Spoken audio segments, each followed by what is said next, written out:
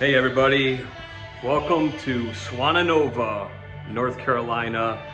This is where the Hurricane of Helene hit in Asheville, North Carolina. And I want to show you, we've been here, it's been a group of us, and we've been putting time into these houses, and we actually have been split up into groups. This was a family trip. So my wife and kids, they came down, and I'm so thankful that they wanted to come out and help out the community.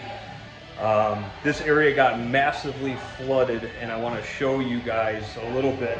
This is very unorthodox what we're doing here, because these people, there's no help here. The only people that are helping are the church. So FEMA's not there, the government's not there. And so you got people coming from all over the world. I met somebody from New Zealand. All over the states are coming in here helping out. So when we got here, there was another group that came in and started the drywall. We've been mudding, sanding, myself more of doing the plumbing. And so you can kind of see, again, well, we have some of the flooring in already and the toilet. And then like your vanity and this stuff, obviously you would put in the finished stages of the house, but they need running water. We're trying to get them in their home so they can have a shower and go to the bathroom. They're living in sheds behind the house. I'll show you. And there was one FEMA trailer that this house that we're doing right now, and they were getting ready to take it. So we have to get this house situated for them. So you can see some of our guys here, and my son, so proud of my son, love him. The willingness to serve, it's amazing. So we got a team here, a few guys. And this is the kitchen area. As you can see, kind of a lot here. So we've been doing the electrical, the flooring. We had to reconstruct windows. There's the other bathroom, the tub. And then you got your laundry room here, washer and dryer, okay? Kitchen. So, some of the appliances. Here we go with some of the stuff here. Let me show you. So, walk with me. So there, I don't know if you could see that's one of the trailers. Okay, we're gonna walk outside now.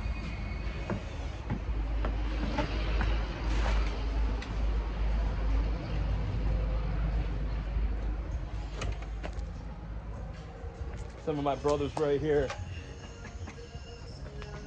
You can see these guys. They just bought us lunch today. These guys are amazing. Russ and Chuck, they are amazing people.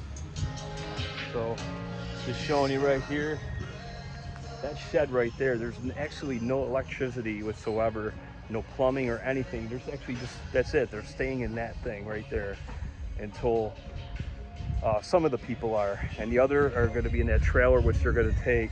But I want to let you know that, look at this. The water went right up to the roof line. That's how high the water got here. All right. So I'm going to show you that this whole street was underwater.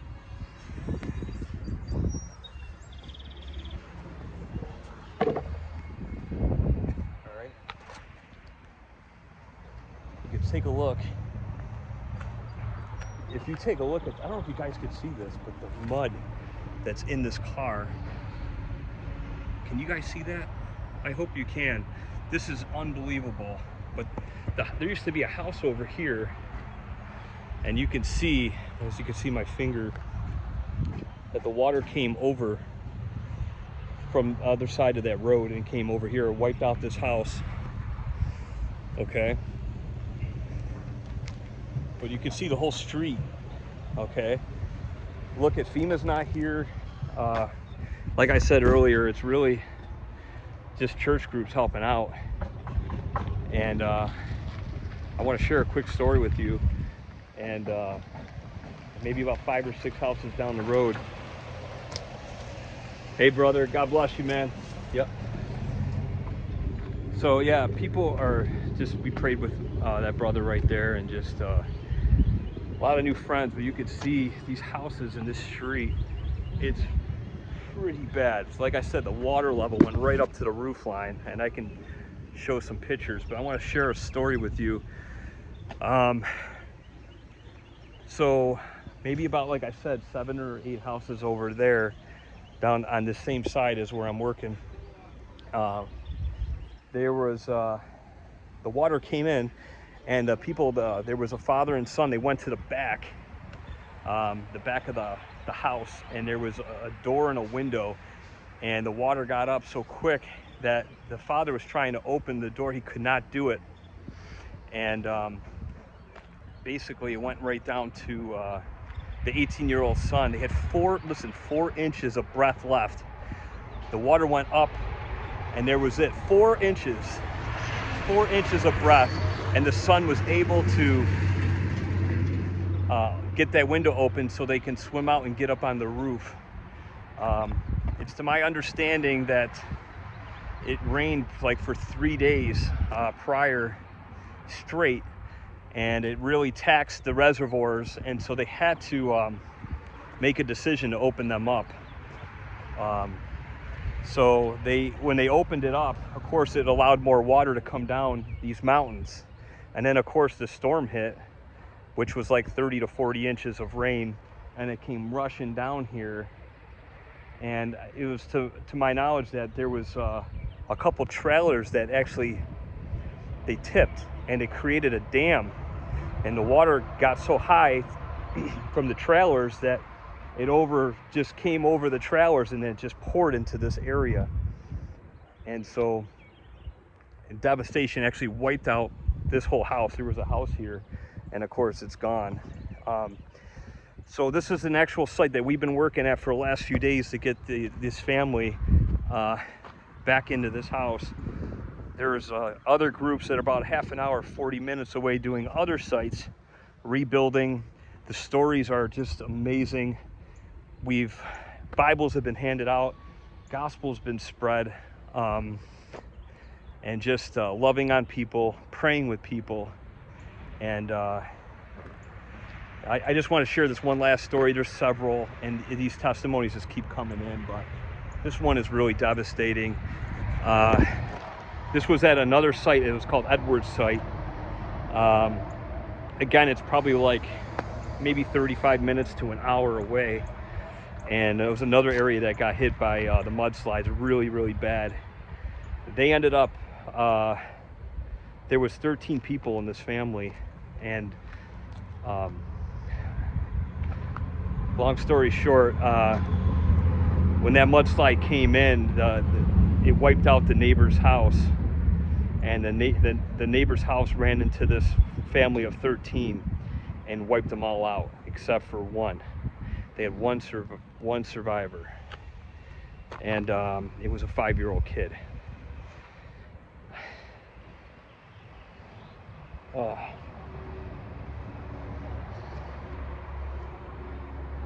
Yeah, so the father,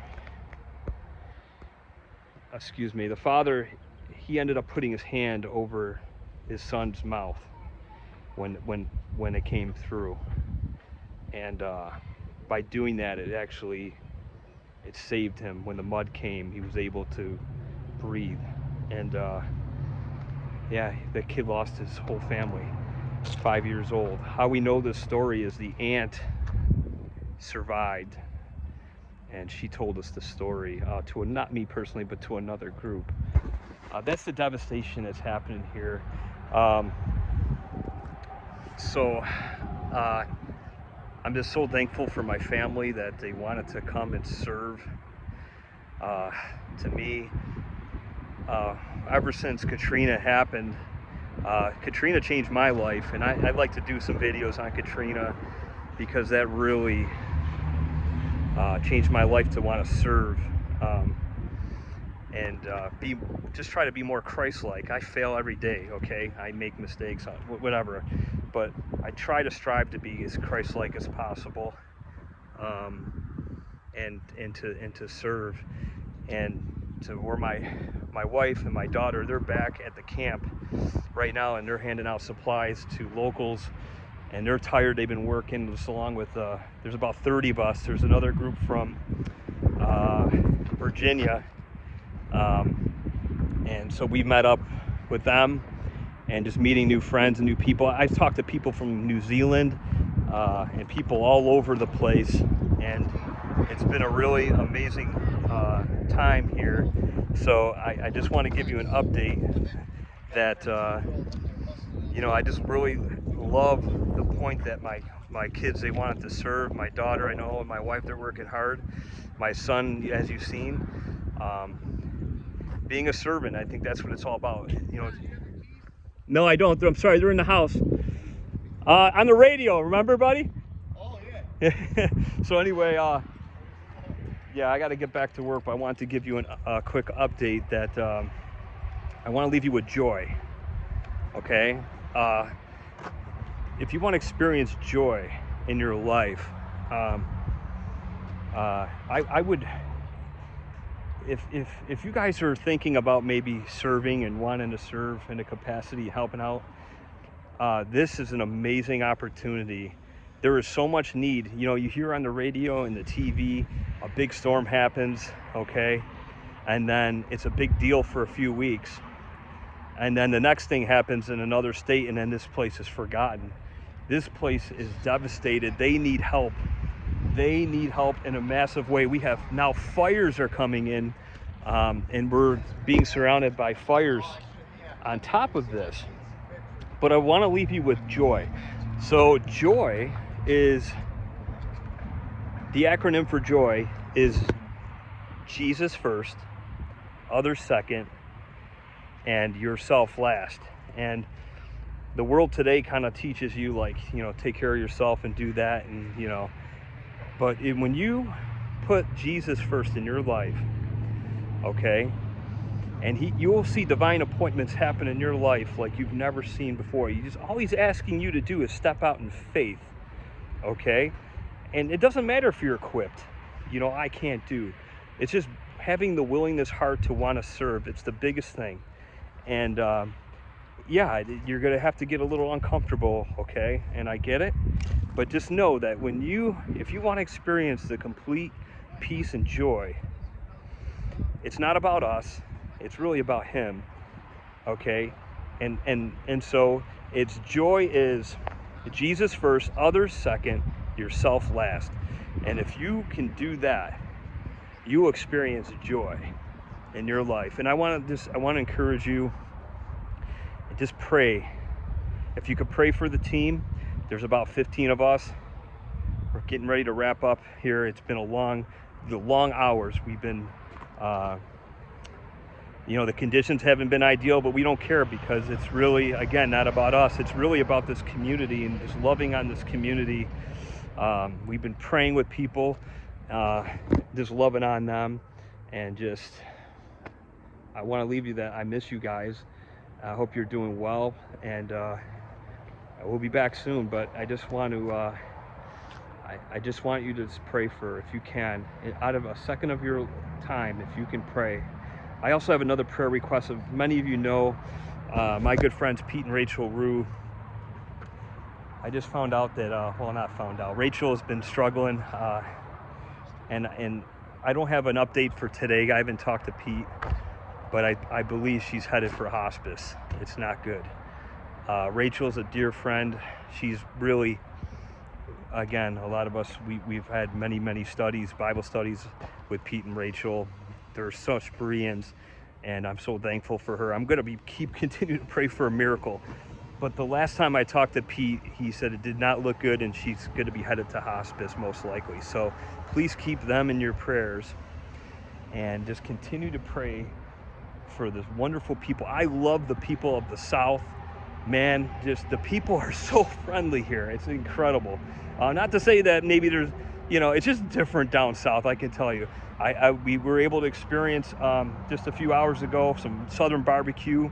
We went to, our first day, we actually went down before we started working to a place called Bear's Barbecue. It was unbelievable, fantastic. And so And I love the Southern hospitality. People are great here. And so just continue to keep them in prayer. Stay uplifted.